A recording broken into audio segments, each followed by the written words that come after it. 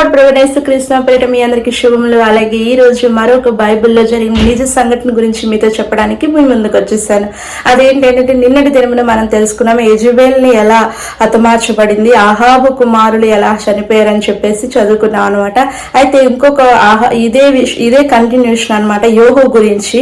ఆ యోహు ఏం జరుగుతుందంటే ఆహాబు కుమారుని చంపేస్తాడు. ఆ తర్వాత యెజబెలుని కూడా చంపడం జరుగుతుంది. కానీ తర్వాత ఆహాబుకి ఇంకా 70 మంది కుమారులు ఉన్నారని చెప్పి షుమ్రోను ప్రాంతంలో ఉన్నారని యోహుకి తెలుసు అనమాట. సో యోహు ఏం చేస్తాడంటే వారినంట అక్కడున్న పెద్దలు, అక్కడున్న అధిపతులు ఆ కుమారుల్ని పెంచారంట చిన్ననాటి నుండి కూడా.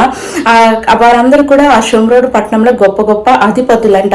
యోహు వారి అందరికీ కూడా లెటర్ రాశారు. ఏమని అంటే, నేను ఇదిగో మీ రాజు అయిన ఆహాబు కుమారుని నేను చంపేశాను కదా, మీ యొక్క 70 మంది రాజకుమారుల్లో ఎవరినైనా మీరు ఎన్నుకొని రాజుగా నియమించుకొని నా మీద యుద్ధానికి రండి అని లెటర్ పంపిస్తే, ఇది తెలుసుకున్న ఆ లెటర్ చదివిన ఆ పెద్దలందరూ ఏం చేస్తారంటే, అమ్మో యోహుని ఆహాబు కుమారుడు యూదా రాజు కూడా ఇజ్రాయెల్ రాజు కూడా జయించలేకపోయారు, ఇదిగో ఇక మనం ఎంత అని భయపడిపోయి, లేదు నీకు మేము దాసులము అని చెప్పి నీకు ఏది ఇష్టమో అది నీ దృష్టికి అది చెయ్యి అని చెప్పి యోహుకి రిప్లై పెడతారనమాట. అదే ఆ యొక్క లెటర్ కి రిప్లై పంపిస్తారు.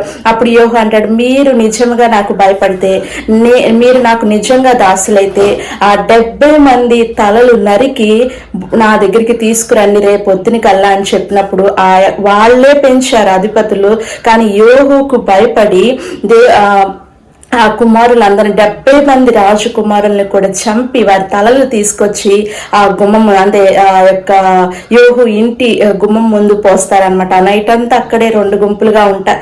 ఆ యోహుకి తెలిసినప్పుడు ఆ యోహు అంటాడు, వారి యొక్క తలల్ని 2 భాగాలుగా చేసి పట్టణం అవతల వేయండి అన్నప్పుడు 2 భాగాలుగా వాళ్ళ తలలు అక్కడ వేయబడతాయి అనమాట. మార్నింగ్ యోహు వచ్చి చూసి, నిజంగా మీ దగ్గర ఏ దోషం లేదు, మీరు ఇక్కడ వీరిని చంపేసి తీసుకొచ్చారు కదా, మీ దగ్గర ఏ దోషం లేదు, నేను నా యజమానికి వ్యతిరేకంగా లెగిసి అతన్ని చంపేశాను కదా, నా దగ్గర ఏమి దోషం లేదు. ఎందుకంటే వారు చేసిన అన్యాయానికి, యెజబెలు చేసిన అన్యాయానికి, ఆహాబు చేసిన అన్యాయానికి దేవుడు వారి సంతానాన్ని కూడా భూమి మీద ఉంచను అని చెప్పాడు కదా. సో అది నెరవేరులాగున, ఆ ఏలియా ద్వారా వచ్చిన ప్రవచనం నెరవేరులాగున దేవుడు మిమ్మల్ని నన్ను వాడుకున్నాడు. కాబట్టి మీరు భయపడవద్దు, మీరు చేసింది మీ మీదకి రాదు అన్నట్లుగా యోహు వారితో మాట్లాడినట్టు మనం చూస్తాము. అలాగా యోహు ద్వారా దేవుడు ఆహాబు సంతతిని అంతటిని కూడా తుడిచిపెడతాడనమాట.